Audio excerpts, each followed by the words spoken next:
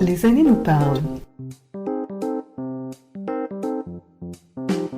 Cette entrevue a été réalisée dans le cadre du projet Les aînés nous parlent, un projet financé conjointement par le ministère du Patrimoine canadien et l'Assemblée francophone des retraités et aînés de la Colombie-Britannique.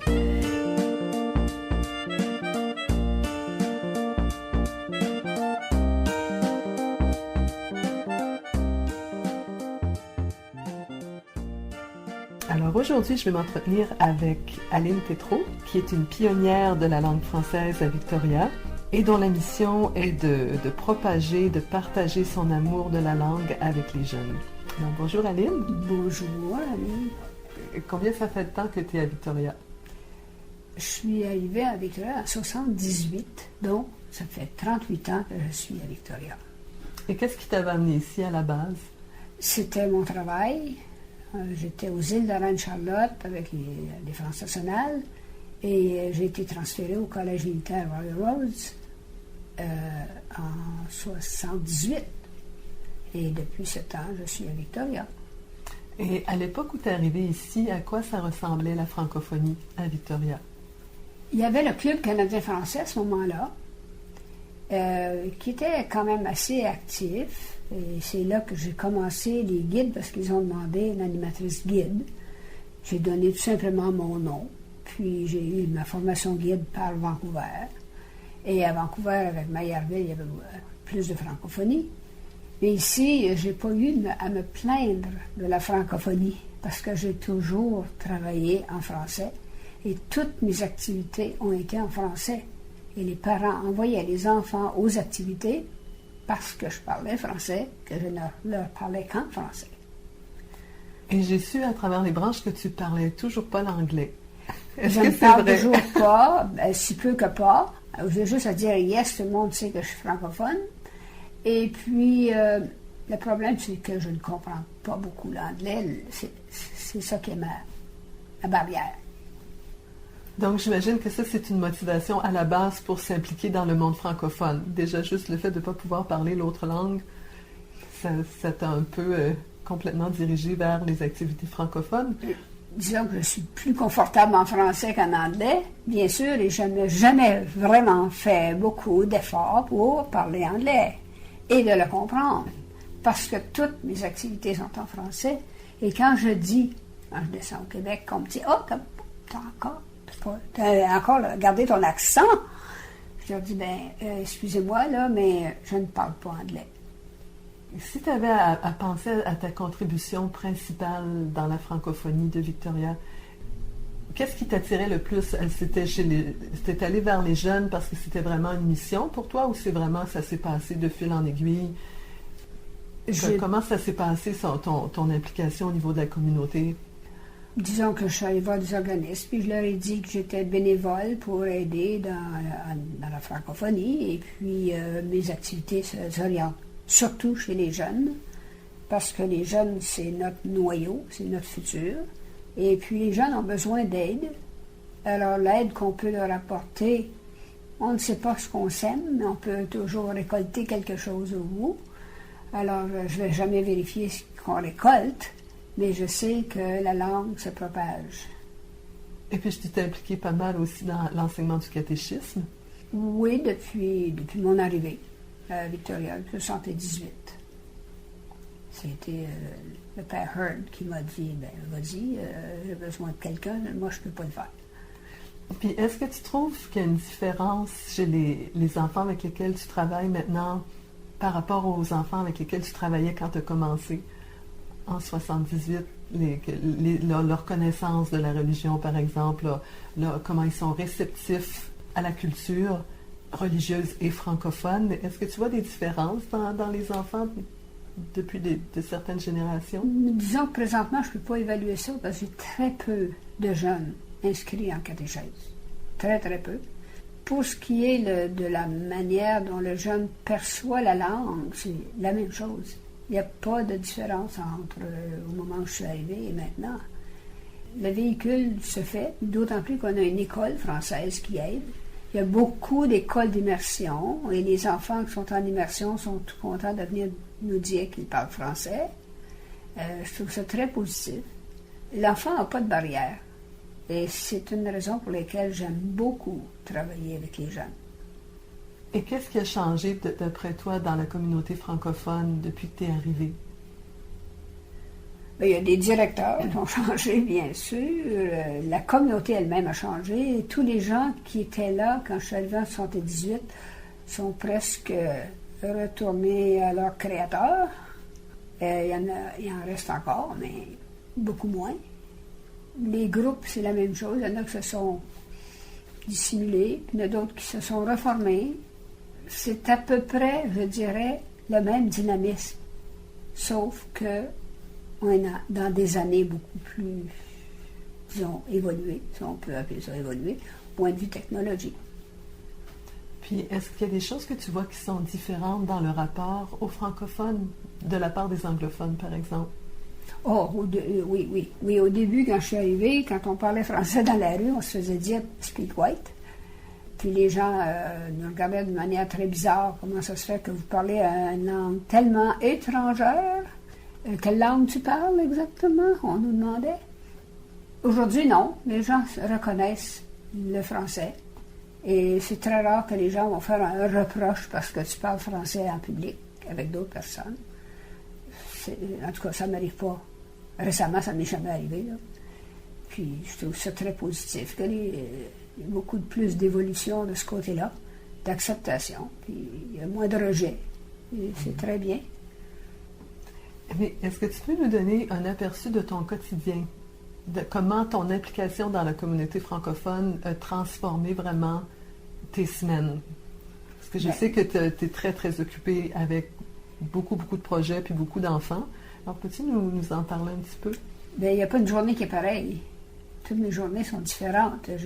En étant bénévole, il y a beaucoup de choses qui sont différentes que tu fais à la dernière minute parce que tu es appelé. Ils te demandent de faire telle chose. Ça va. Mais ma journée commence à 7 h le matin, puis souvent ça se termine à 9 h, 9 h 30 le soir. J'ai juste le temps de venir un peu ici à la maison et puis retourner. Et puis, c'est quoi les activités dans cette journée-là? Avec qui tu travailles? Qu'est-ce que tu t'occupes des abeilles? Le lundi, j'ai les abeilles et les mini-francophones, plus les cornuliers. Et puis ça, les abeilles et les mini-francophones, c'est des enfants de quel âge? Les mini-francophones, c'est de 0-4 ans, qu'avec des parents. Il faut qu'il y ait des parents là. Et puis les abeilles, c'est des enfants. C'est le club des 6 ans, qui existe depuis 1996. Pas arrêté depuis. Je me cherche toujours de la relève parce que je ne suis pas éternelle, puis j'aurais peut-être besoin de quelqu'un pour me remplacer à un moment donné. J'aimerais beaucoup que ça continue. C'est un groupe très, très intéressant parce qu'à 6 ans, un enfant, il mange tout ce que tu lui montres parce qu'il aime ça, puis il veut apprendre. C'est tellement, tellement passionnant. Et puis le soir, je suis avec les Cornuliers, le groupe de danse traditionnelle folklorique. Le mardi, c'est plutôt, je passe la journée dans les classes à l'école Victor-Brodeur pour aider à la lecture ou aux mathématiques ou aux travaux non finis, etc. Je passe la journée-là dans une classe de maternelle et l'autre, non, première année et deuxième année. Et puis le mercredi, j'ai la visite aux malades. Ça, c'est plutôt des gens âgés. Je visite les centres tout l'avant-midi. Et ça, c'est des personnes francophones aussi? Non, il y a très peu de francophones. Okay. Très, très peu de francophones. Et puis, ça, c'est la visite aux malades que c'est la cathédrale Saint-Andrews qui m'a nommé à ça. On peut appeler ça un poste bénévole. Puis l'après-midi, ça dépend des après-midi. Des après-midi que les gens m'appellent pour faire du bénévolat, d'autres que je peux rester à la maison pour essayer de faire le ménage des fois. Et puis le jeudi, je travaille pour un organisme qui s'appelle l'Association historique de Victoria. Et qu'est-ce que tu fais avec eux? Pas avec eux. Je travaille chez quelqu'un qui donne ses sous à l'Association historique. Parce que je travaille chez lui. Et puis, en travaillant, je travaille là, je fais le ménage, des choses qu'il me demande de faire. Puis, le nombre d'heures, c'est 3 heures. Et il va payer pour 3 heures, puis l'argent va à l'association. Ah, OK, donc ton salaire va à la... Oui, okay, je ne reçois pas de salaire. J'envoie, j'écris ton chèque à l'association historique. Et puis, le jeudi après-midi, souvent, je vais à l'école, parce que ça arrive des fois que j'ai des cours, des fois que j'ai des choses que j'ai oubliées à l'école, que je dois aller chercher. Puis, ça, c'est le jeudi. Le vendredi, j'ai les mini francophones le matin. Et j'ai les abeilles l'après-midi. Excusez, pas vrai. J'ai les mini francophones le matin.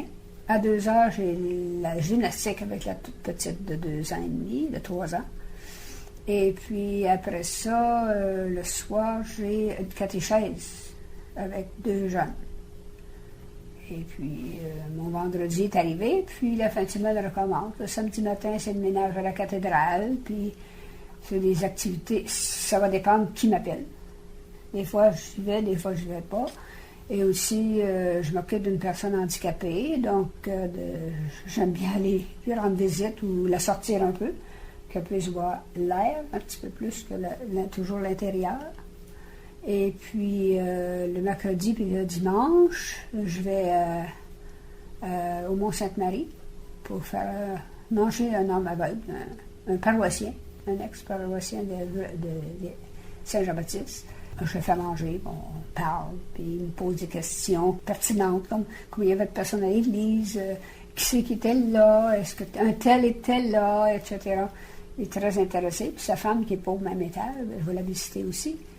Puis après ça, je reviens ici le dimanche. Mais le dimanche, c'est mon temps de préparer le bricolage pour les abeilles pour le lundi. Alors, je passe souvent l'après-midi, puis la soirée, puis des fois très bonne heure le lendemain matin à faire du bricolage. Donc, tu es impliquée autant avec les petits qu'avec les personnes âgées? Bien, les personnes âgées, c'est surtout 2 fois par semaine. Puis les autres, c'est plutôt régulier, là. C'est très souvent. Est-ce que tu rencontres souvent de tes anciens petits qui maintenant sont devenus grands? Parce que moi, je sais, j'ai enseigné, puis tout d'un coup, on se rend compte que les petits qu'on avait, on les rencontre, puis ils sont à l'université où ils sont des parents maintenant. Oui. Est-ce que tu en rencontres souvent à Victoria des gens qui se rappellent de toi quand ils étaient petits? J'en rencontre certainement. J'en rencontre certainement, mais je ne les reconnais pas. Alors, s'ils ne me parlent pas, j'ai aucune idée c'est qui. Mais eux, ils doivent te reconnaître parce que toi, tu n'as pas changé beaucoup. Apparemment qu'ils me reconnaissent, parce qu'ils m'ont connue vieille, puis j'en vois vieille, ils me reconnaissent.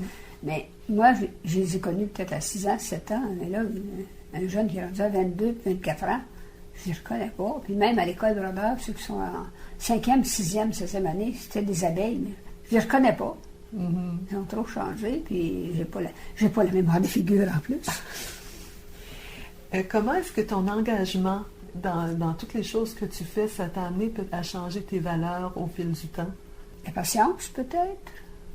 Ça a cultivé ma patience, que j'apprécie beaucoup ça. Et puis la tolérance, je trouve ça très bon. Puis aussi le fait d'accueillir tout le monde sans mettre de barrière. Tout le monde a le droit d'être accueilli. Tout le monde a le droit d'être accepté, puis d'être protégé. Puis, souvent, je vais garder des enfants, puis au moins 1 à 2 fois par semaine, je garde des jeunes. Comme je dis aux parents, je le fais pour les jeunes. Ça aide peut-être les parents sans doute, là, mais c'est pour le jeune que je le fais. Parce que, premièrement, il a besoin d'une place, il a besoin d'être protégé, puis on peut bricoler ensemble, on peut parler ensemble, on peut faire des jeux ensemble. C'est actif, et moi, ça me plaît. Ça me plaît beaucoup. Dans tout ce que tu fais, si tu avais à dire en une phrase, c'est quoi ta grande motivation principale qui te garde dans l'activité tout le temps comme ça depuis toutes ces années-là? Rester en forme pour être capable d'être au service des autres qui ont besoin. C'est mon but. Puis qu'est-ce que ça t'apporte d'être au service des autres? Ça me garde en forme. OK, donc ça va ensemble. Oui, ça ne se sépare pas. Ça me garde en forme, puis en même temps, ça aide tout le monde. Ça aide ceux que j'aide.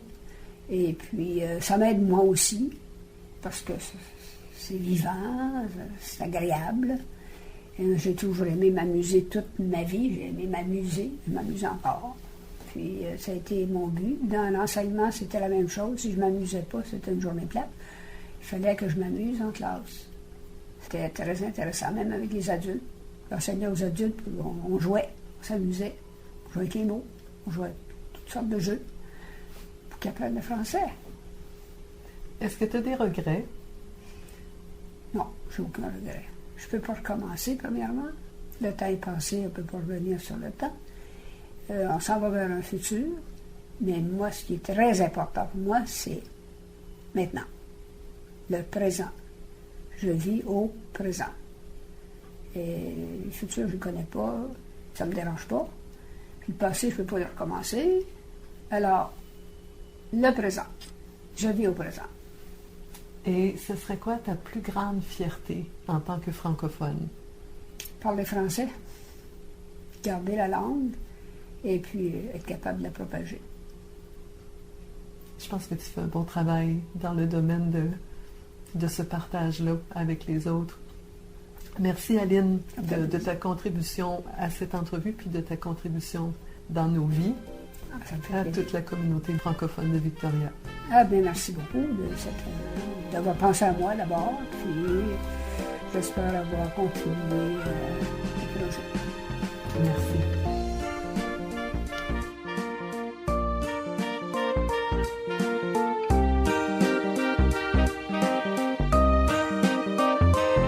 Ici Annie Poirier au microphone, à la technique Gérald Monpetit et Stéphane Lapierre à la gestion de projet. Un merci tout spécial à tous ces gens merveilleux qui m'ont accueilli chaleureusement, ainsi qu'aux associations francophones de la province pour leur appui et leur travail exceptionnel.